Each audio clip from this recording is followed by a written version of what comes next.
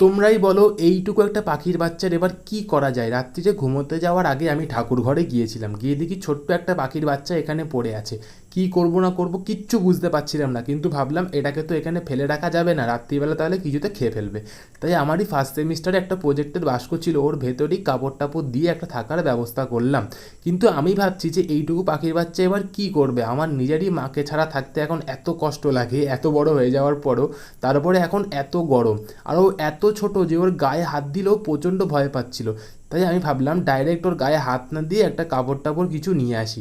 সেই হিসেব মতো একটা কাপড় টাপড় নিয়ে এসে ওকে আলতো করে ধরেই বাস্কের ভেতরে রাখলাম। এবার রাত্রিবেলা এটাকে ঘরের ভেতরে গিয়ে রেখে দেবো।